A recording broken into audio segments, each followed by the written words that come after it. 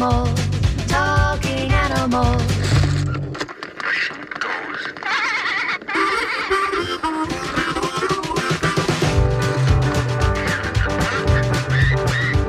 It walks like an animal, talks like an animal, must be an animal. Come hear the animals, talking animals, talking animals.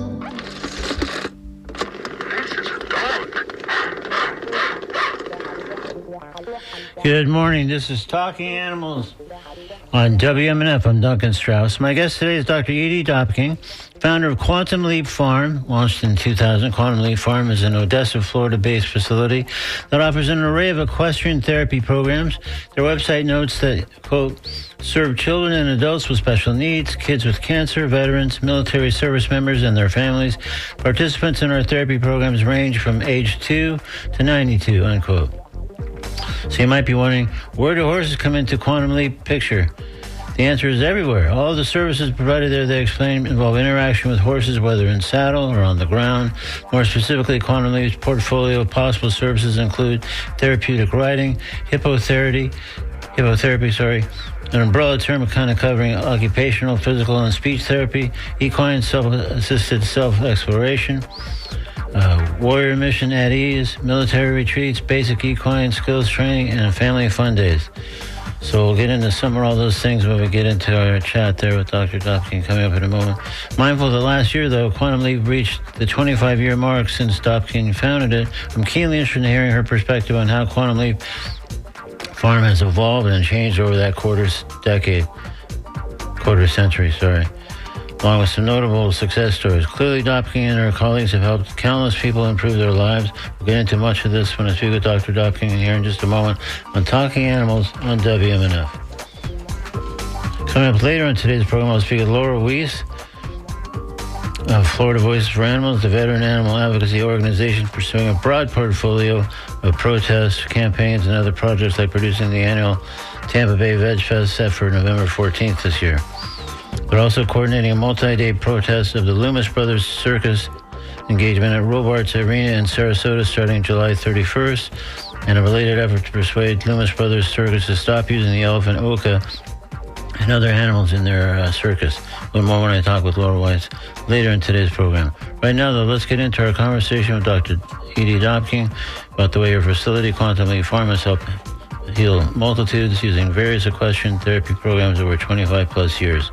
With a reminder that I invite you to join the conversation by calling 813-239-9663, emailing DJ at WMNF.org, or texting 813-433-0885. Let's welcome Dr. Edie Dobking back to Talking Animals on WMNF. Good morning, Dr. Dobking. Good morning to you, Duncan. I got to say, I really love your theme song. I'm glad. That's great. Yeah, it's we try to make it as catchy as possible and hook in as many listeners that are passing by as we can. Well, that's bound to put a smile on a lot of faces. For sure. Well, yeah. And of course, you've done much the same thing. So, and the nature of this conversation really suggests tracing at least some history, not just Quantum Leap Farm's history, but your own history. And we spoke on the show once before in 2012. But I think it's important to review some essential elements of that story, really, before we trot into more recent history and seeking your observations and reflections about the quarter-century work at Quantum Leap Farm. So, talk to me about what I recall as a lifelong passion for horses.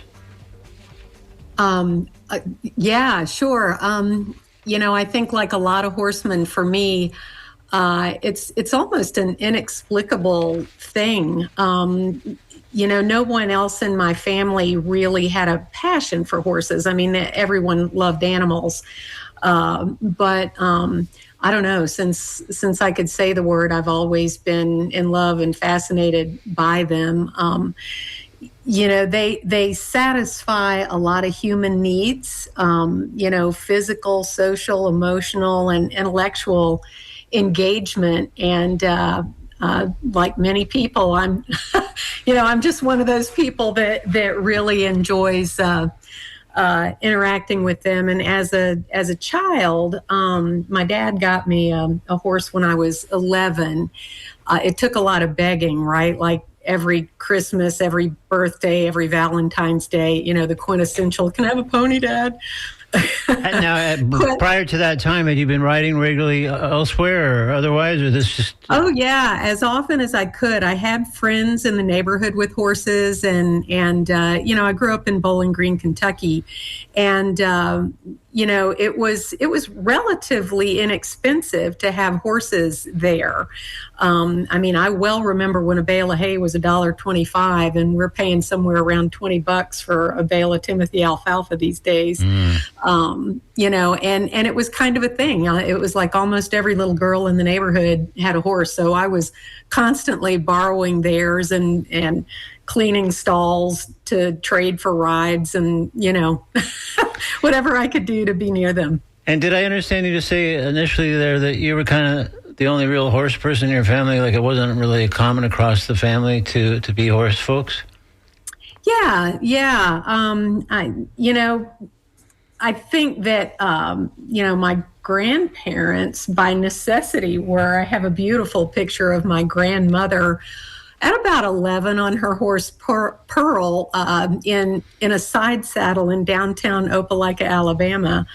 So I don't know if it skipped a generation or I was just or gonna what say that was. Yeah, but also, isn't there that thing of girls and horses? I don't know if that's too glib or too trite at this point, but aren't if they're given half a chance, aren't girls often enamored of horses, and pretty soon they're doing what you were doing and riding whenever they can and trading out chores and whatever to get on the horse yet again? Yeah, I can't speak for all girls, obviously, but I will say a lot of my friends were those girls. Yeah. Yeah. There's been a book written in the last decade or so. I unfortunately I can't remember the author's name, but it's called Made for Each Other. And the author is a biologist, and she did a study of humans interacting with different types of animals, domestic and wild. And she took levels of stress hormones and of oxytocin, the love hormone, in both the humans and the animals. And not surprisingly, when humans interact with animals, they get a big dump of oxytocin, and their stress hormone levels reduce.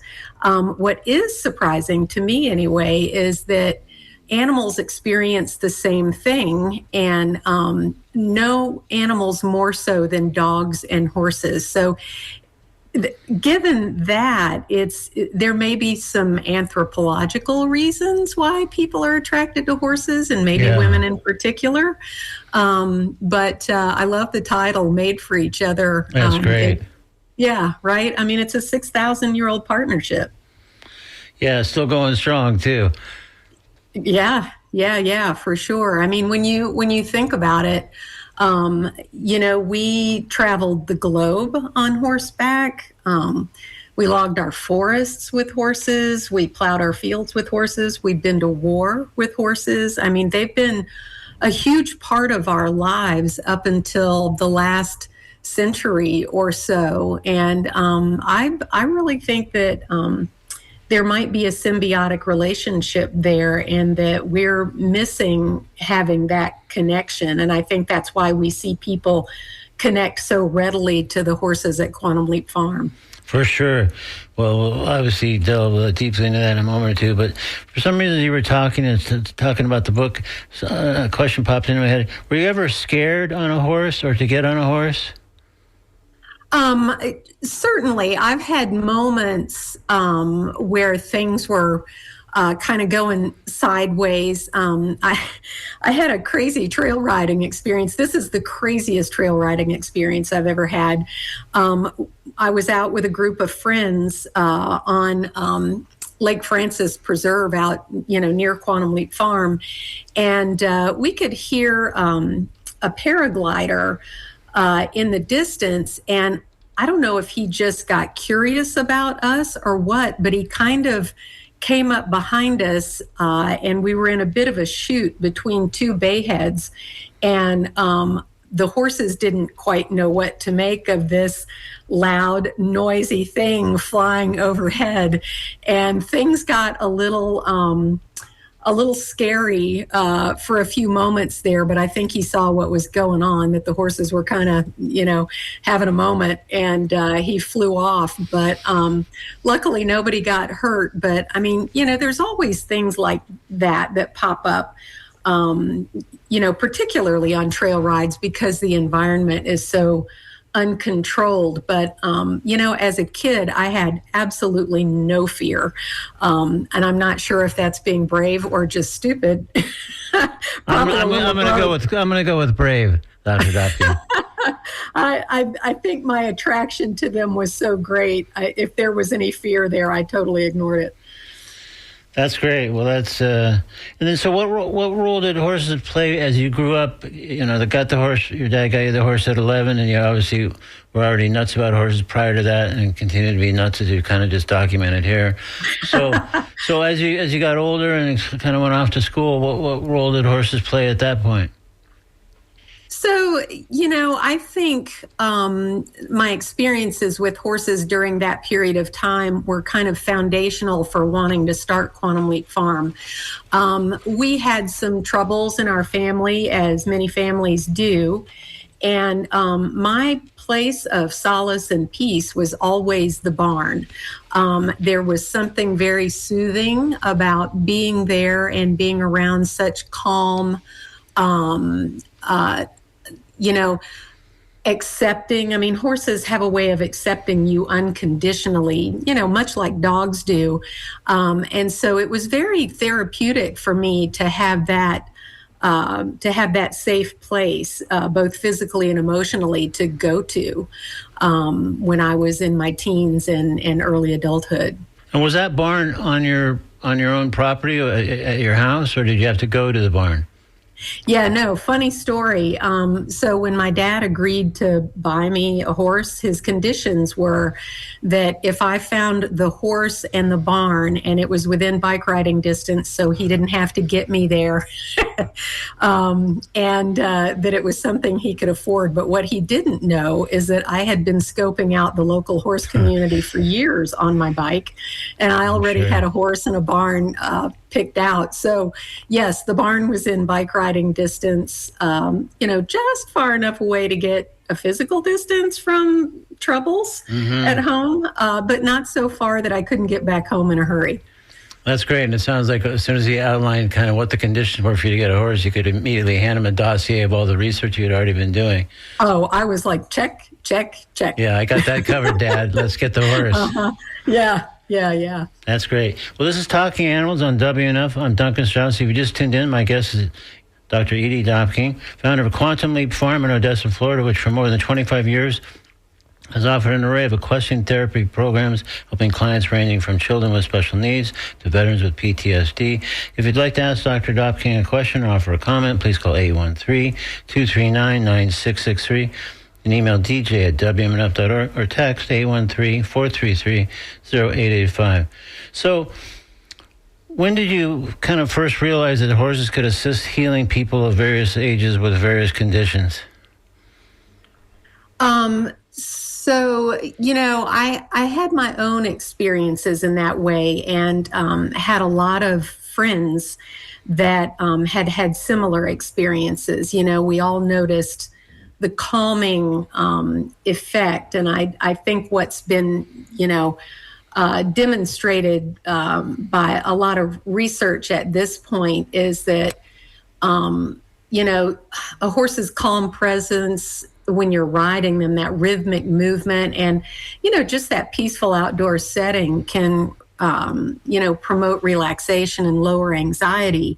But I was lucky enough in the early 1990s to have a very good friend of mine introduce me to Bacchus Equestrian Center. They are part of Hillsborough County Parks and Recreation, and they had a program for children at that time, a therapeutic riding program for children at that time, and I started volunteering with them, and I was so impressed with what I saw there. I mean, that program is still running today, and it's an excellent program.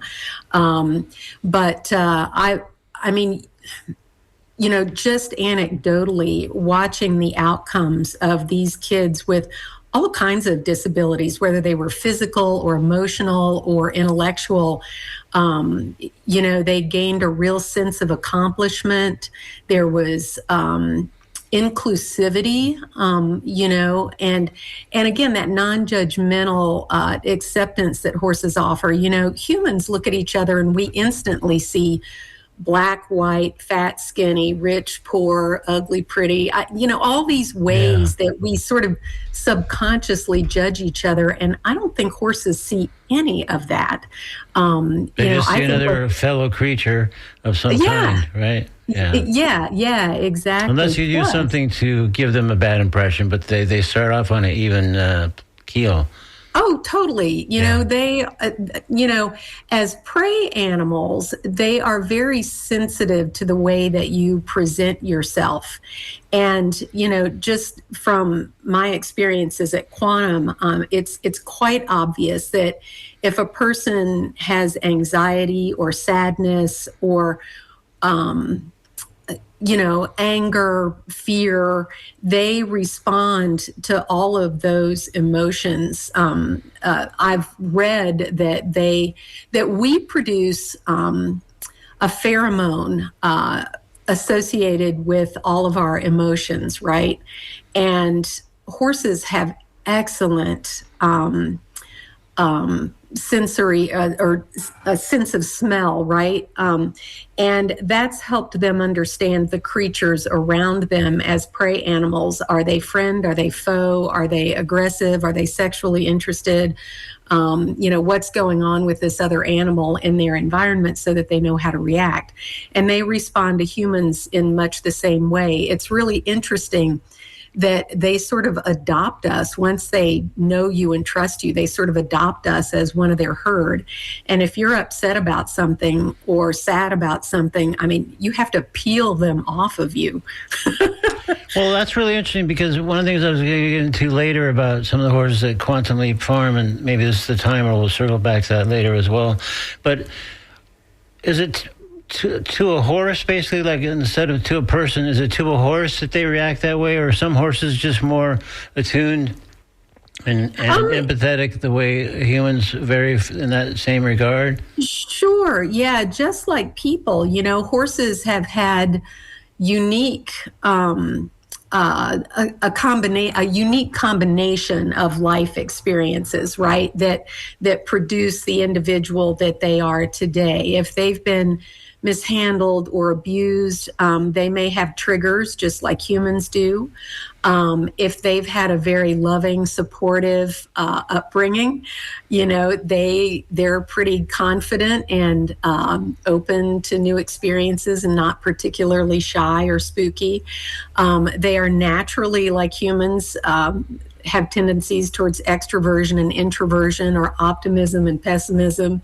So yes, they are very much like humans. And part of the benefit is that because of all that, you use the same skills and strategies to befriend a horse that you would to befriend another human. So using them in mental health therapy is excellent to help people gain confidence in their relationship building skills.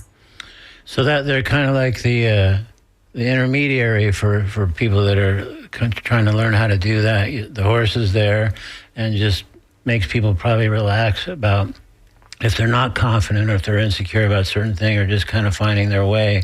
The horse probably helps them relax in that regard.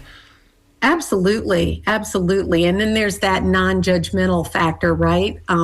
If you do something wrong, they're amazingly generous about moving past that moment and just, we call it returning to grazing. They can be out in the pasture and something spooks them or scares them and, they'll run off and then, like literally 10 seconds later, it's like, oh, okay, live through that. I guess I'm going to eat now.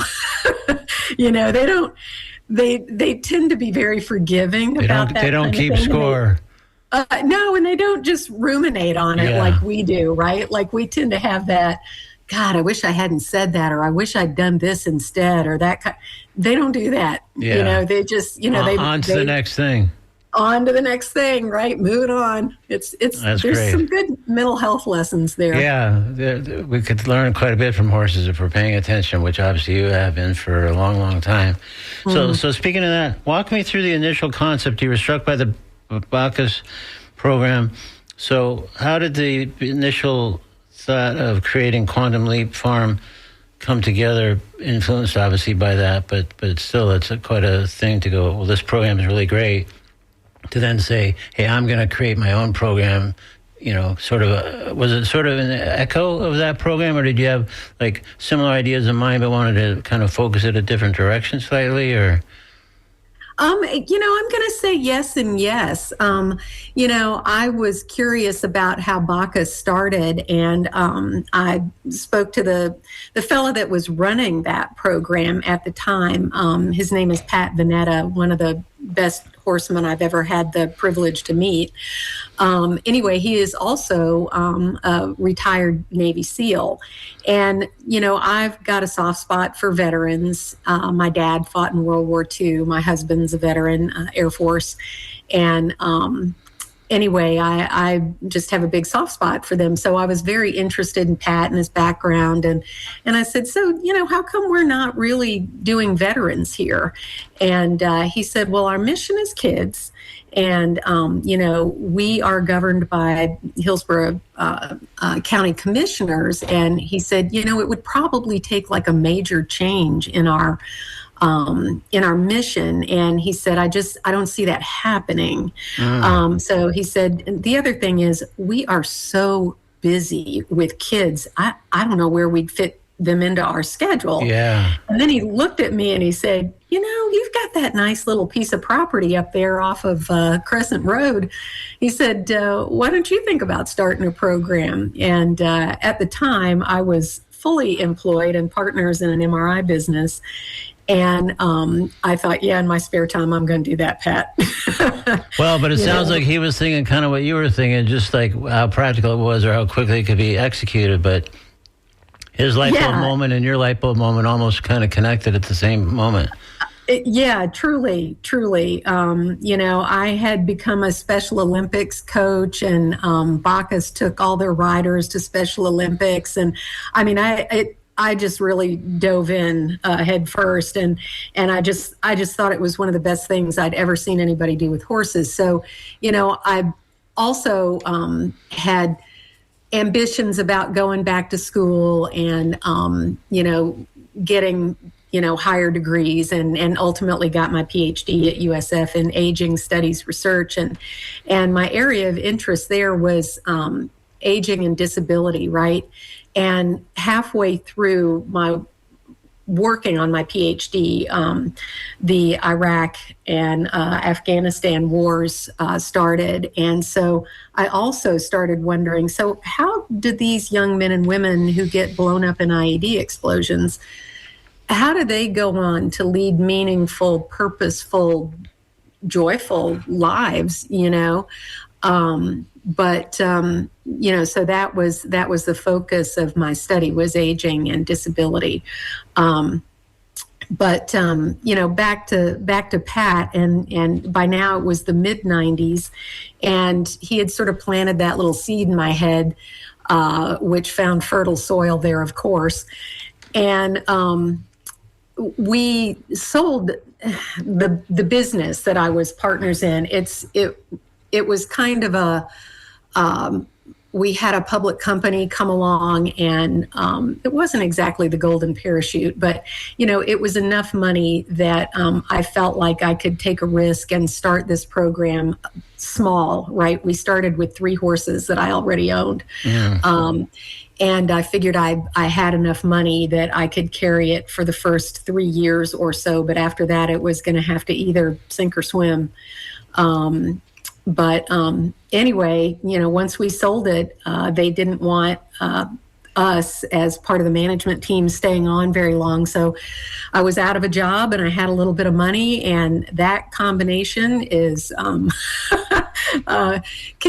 sort of perfect in its own way. Yeah, exactly. So I thought this is an opportunity I might never have again. If I'm going to do it, this would probably be the time. And so when you launched it in that very kind of modest way, was it veterans? Who were the first folks that were kind of served by your approach to equine therapy? Yes. James Haley VA Hospital was one of our first referral sources. Because Bacchus was only doing children at that time, their program has evolved as well. Because Bacchus was only doing children at that time, I thought that we could fill a gap by serving adults and veterans with disabilities. So we served, I had started school by this time, and I had connections with Parkinson's support groups and multiple sclerosis support groups and stroke support groups. And so we did we worked with a lot of adults with those types of conditions. And I had done some interning in the VA and met a bunch of the recreational therapists who just thought therapeutic riding was the cat's meow, right? I'm sure. And so they started referring brain injury patients and spinal cord injury patients, polytrauma patients, amputees. So we got very busy very quickly. And could you accommodate that what sounds like a huge influx with just those 3 horses, and kind of what your plan to be a modest beginning, but it sounds like those plans had to be quickly revised. Yeah. We quickly got more horses. The first 5 years, we tried to keep it small, just for financial reasons. Nonprofits undergo a period of review by the IRS. And in your 5th year, they come back and they look at your books and they decide whether you're actually behaving like a nonprofit, or maybe you make too much on fees and you look more like a for-profit, or maybe too much of the support comes from family and you look more like a foundation.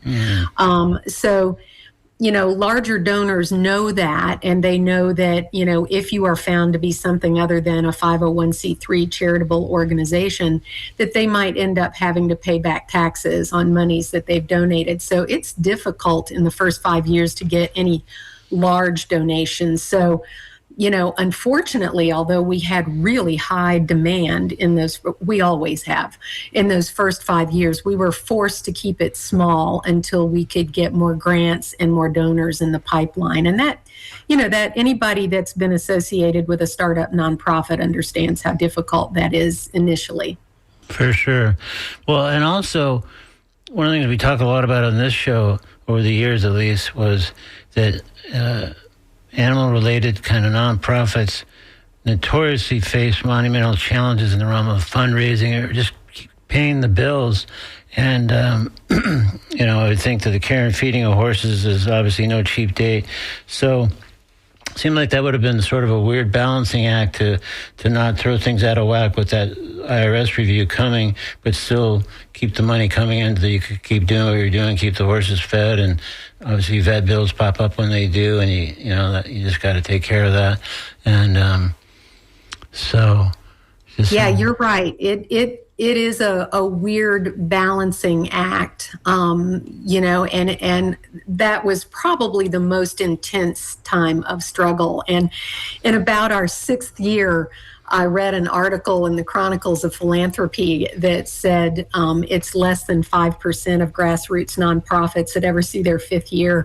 So I was like, whoo, wow, okay, well, dodge that bullet. Yeah, we turned that corner somehow, so that's great. Somehow, yeah. We have always been extremely lucky to have a lot of good community support. Hillsborough County being one of them. They saw that we filled a gap that Bacchus didn't, and they were quick to jump in and help us out as well. So that means you're getting grants as well as individual donations, or how do things work currently, or even since that 5-year review?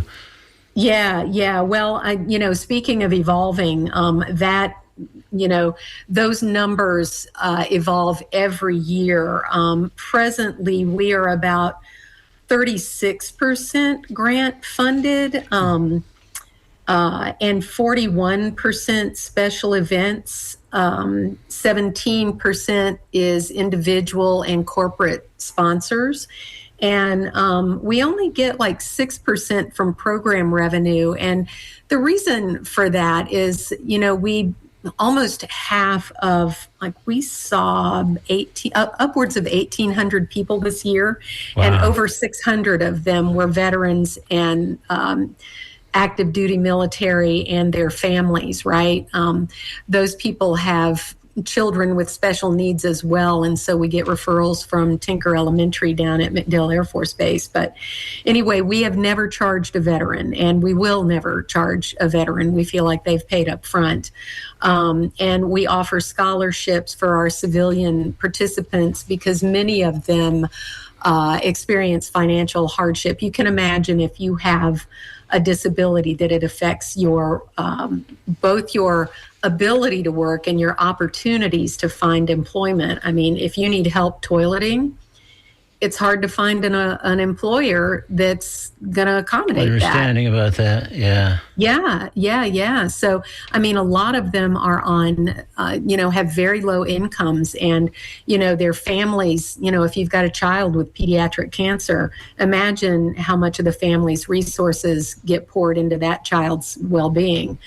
So we've never really wanted inability to pay to be a barrier to receiving services. So for sure. The majority of the money we raise is to support services for people who could not otherwise afford to be there.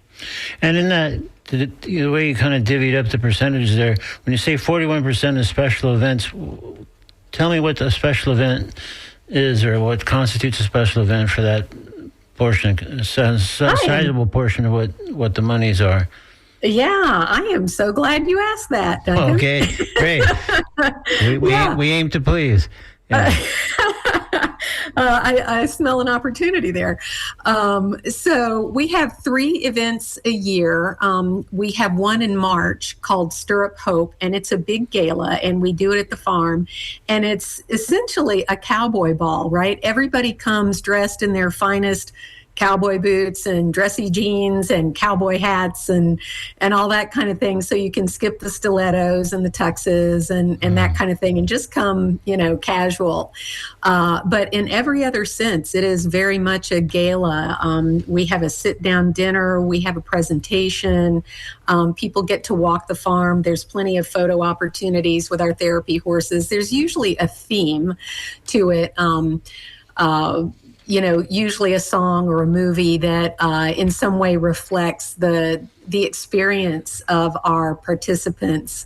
And one year we did The Greatest Showman.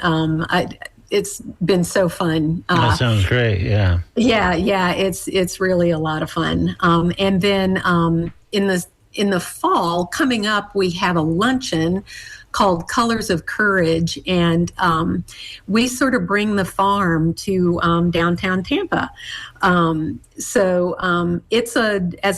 luncheon. There are impactful presentations by some of our participants, and they talk about, their life experiences and how their experiences at the farm with our horses. And, by the way, we have a professional staff. We have a licensed and certified mental health counselor. We have a licensed and certified physical therapist and occupational therapist there presently, and have had a speech therapist in the past. But we wanted to make sure that the people with their hands on these vulnerable populations have the expertise and the experience to truly make their experience therapeutic. Sure. Anyway, back to the fundraisers. It's an hour long, this Colors of Courage luncheon. It is open to the public. You can register online at www.Quantum Leap Farm. And it's just a really nice overview of the programs and the benefits that the participants experience. I'd love to encourage anyone to come that would like to come. There is no charge for that event. We just make an ask at the end of the presentations, and we hope people will give, and typically they do. And by the way, this is a fundraiser, folks, so we are asking something. There is such a thing as a free lunch, but up to a point, I guess, is what your message is, right? Yeah.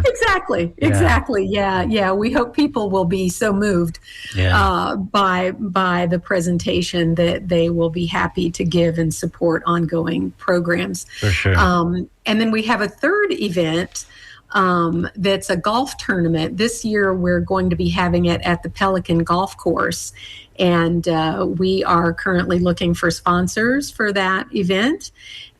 It's our oldest fundraiser. This is our 26th year of doing this particular golf tournament, and it is a lot of fun. We have a couple of online fundraisers during the year, too. In the month of May, we have an online I'll say horse adoption in quotation marks. We have individuals and corporations that will sponsor a particular horse, their veterinary expenses, their hay, feed, care, horseshoeing, all of those types of expenses that come along with owning horses. And they help us assuage those costs quite a bit. And then in the winter, we have a year-end ask, and there's usually a participant story associated with that one, and it's also to raise funds for supporting all of our different programs and the folks that can't afford to participate if they didn't have scholarship. Yeah, well, it sounds like collectively those things are working well. And very successful, and especially 25 years into the golf tournament, I guess you kind of know how to do that pretty well. So, well, thank you. Yeah, it's we keep tweaking and we keep learning and we keep improving all of them, based on our attendees' feedback. Yeah. They're a lot of fun. We have fun doing them too. That's great. Well, again, this is Talking Animals on WNF. I'm Duncan Strauss. I'm speaking with Dr. Edie Dopking, founder of Quantum Leap Farm in Odessa, Florida, which for a quarter century has offered an array of equestrian therapy programs helping clients of all ages who experience a wide range of conditions. You're invited to join the conversation. Please call 813-239-9663. Email dj@wnf.org or text 813-433-0885. So before we run out of time, because we are kind of nearing the end of our time here, Dr. Dopking, I really want to talk about kind of what goes on in terms of the actual healing and stuff. Because I've long thought horses are magical in all kinds of ways, including the way they appear to be able to help people with various affliction, which obviously is what goes on at Quantum Leap Farm.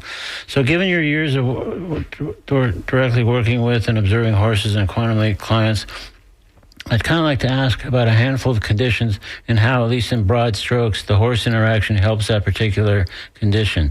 For example, a child on the autistic spectrum. Yes.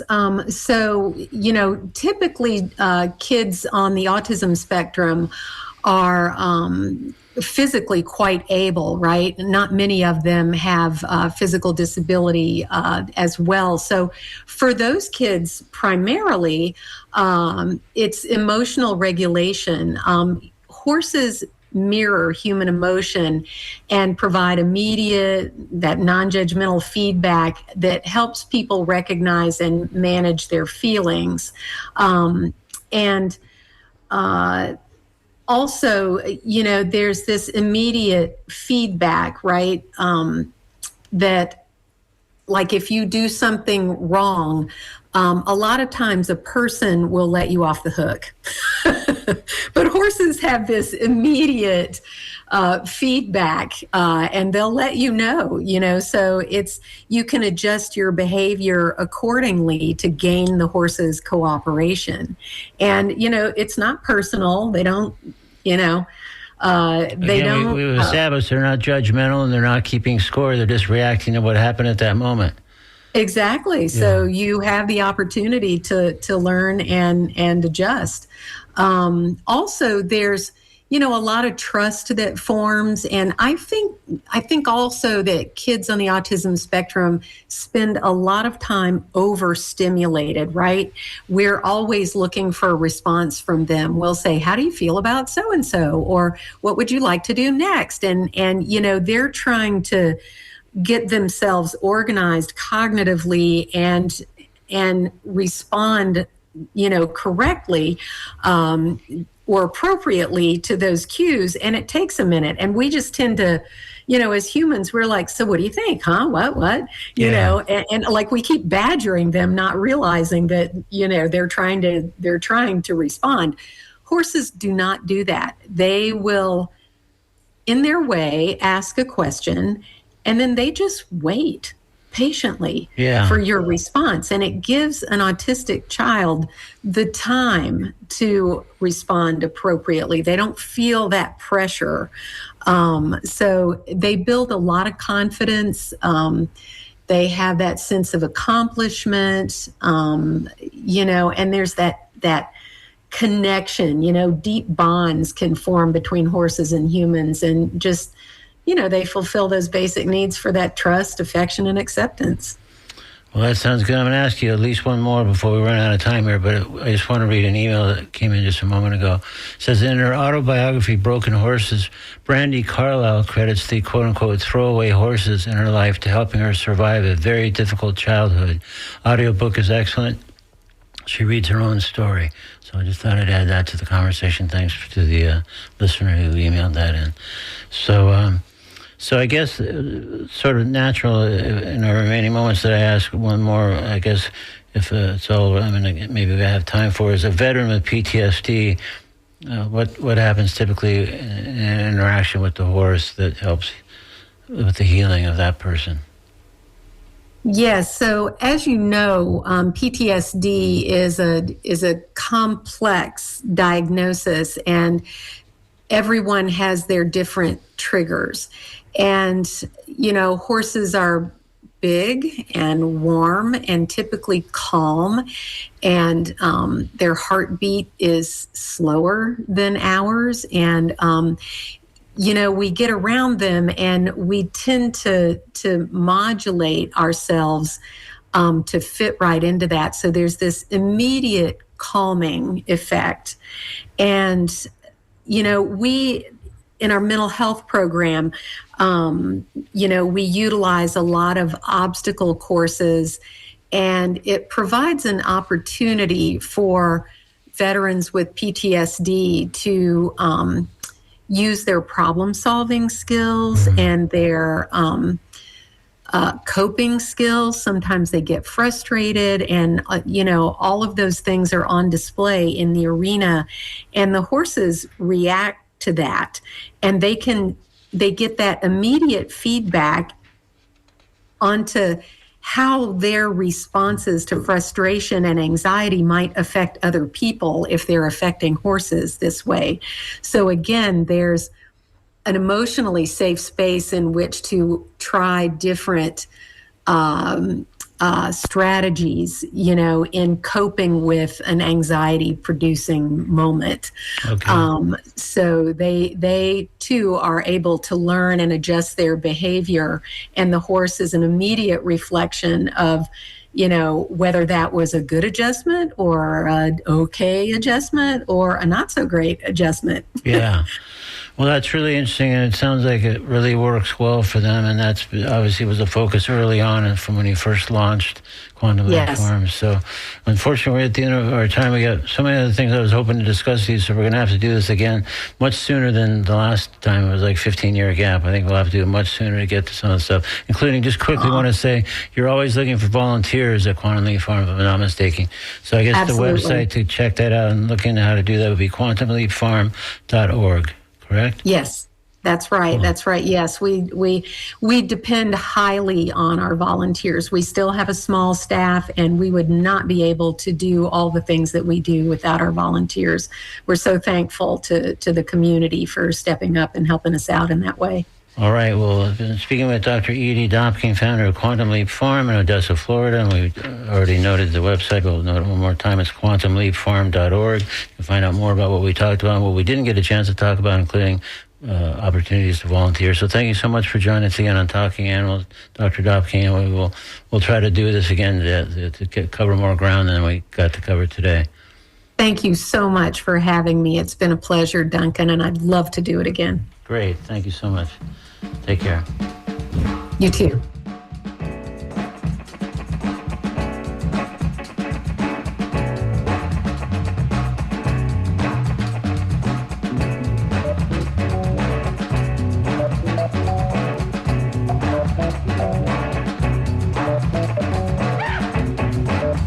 In a moment, I'll speak with Laura Weiss, Florida Voices for Animals, about a multi-day protest of Loomis Brothers Circus.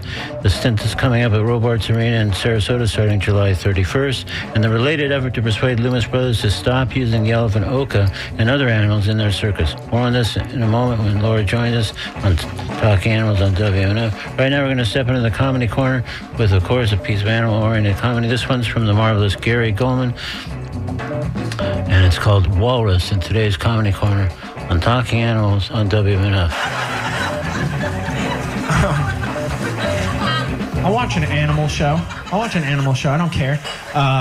Watched a great documentary about the walrus. What a great animal the walrus is. I love it. It's got flippers, tusks, a mustache. It looks like something God built last minute.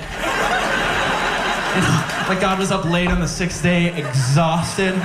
He's just, oh, this is due tomorrow? I'm not feeling very creative. Can I just put together some of my earlier work? Do a best of? How would that be?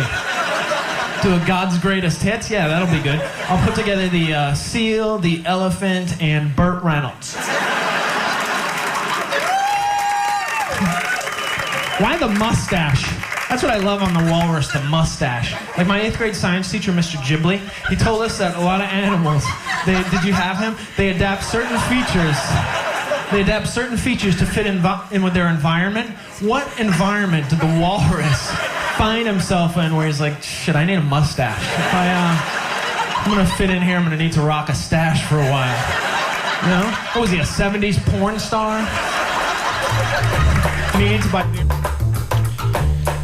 That was Gary Goldman in today's Comedy Corner with a piece called Walrus, or at least part of a piece called Walrus, taken from his album Conversations with Inanimate Objects. Now it's time to talk with Laura Weiss of Florida Voices for Animals about the protest coming up at the end of the month.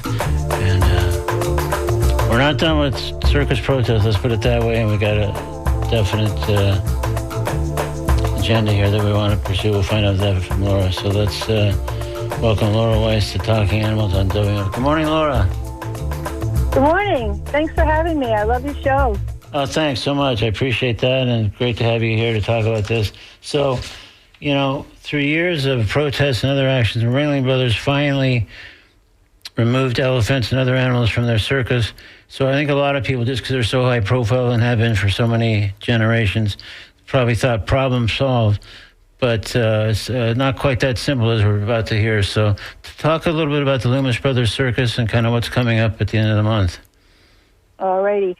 I'd like to share with our viewers about the event coming up. We would like if anybody can join Florida Voices for Animals and local PETA supporters to urge Loomis Brothers to keep all the animals out of their circus act. We want them to free Oka. Oka is an Asian elephant, about 56 years old, captured from the wild in India as a baby. Oka's handler, Brian Franzen, retired 2 other elephants, sparing them the constant travel abuse and confinement of life in the circus, but Oka was left behind. Oka deserves to be freed from her more than 5 decades of cruel circus captivity. Like you said, Ringling Brothers and Barnum and Bailey Circus returned the circus to only using human participants and willing human participants, and it's time for Loomis Brothers to follow suit. The details are starting Friday, July 31st from 6:30 to 8, and then basically there'll be 3 shows on Saturday, and 2 shows on Sunday. And we'll have the details. All you have to do is click on to Florida Voices for Animals, and we'll have all the show dates. And where it's going to be is Robarts Arena at Sarasota Fairgrounds, 3000 Ringland Boulevard. And all the materials, such as posters and leaflets, will be provided.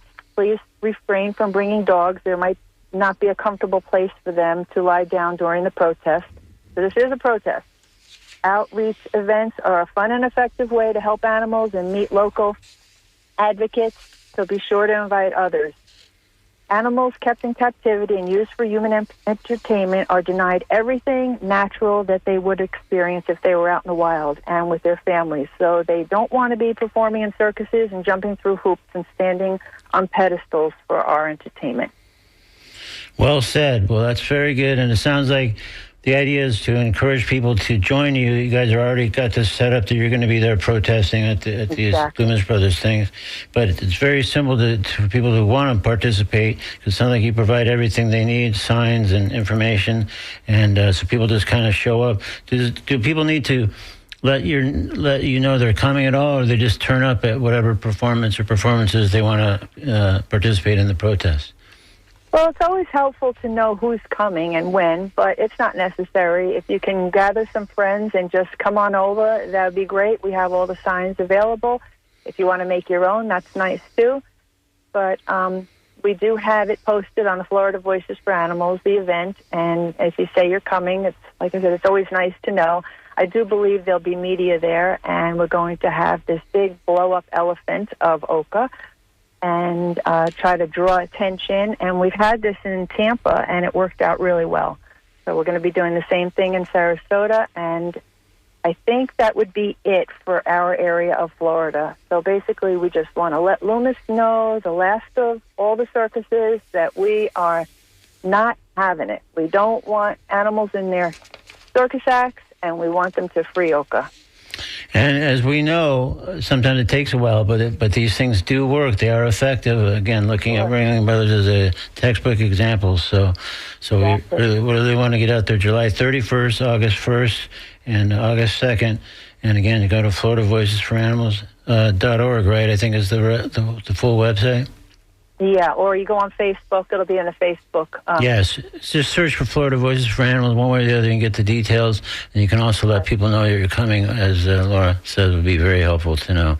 But it's well done and a very helpful thing to do, and it does seem to have an impact. Sometimes it takes a while, but it does have an impact, as we know from the Ringling Brothers example. So thanks for joining us, and thanks for spearheading this effort, Laura. Well, thank you for having me, Duncan. Have a great day. All right, you too. Thanks again. Bye-bye.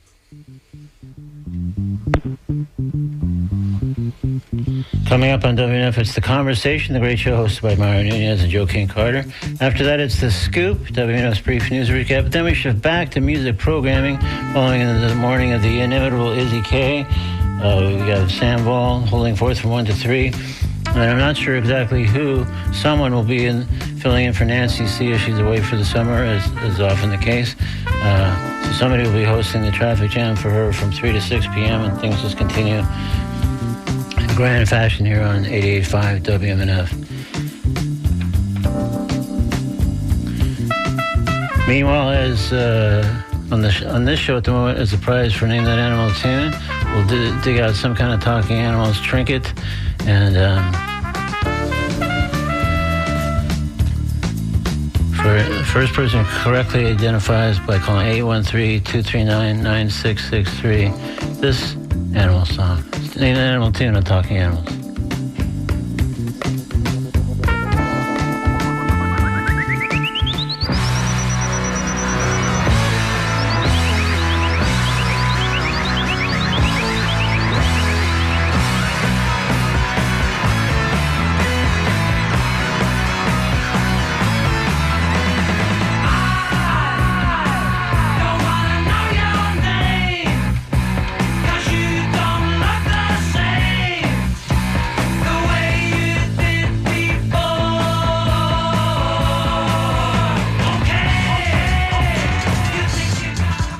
All right, we'll take any guesses you might have for that Naming That Animal Tune off the air, because we have reached the end of today's edition of Talking Animals on WMNF Tampa.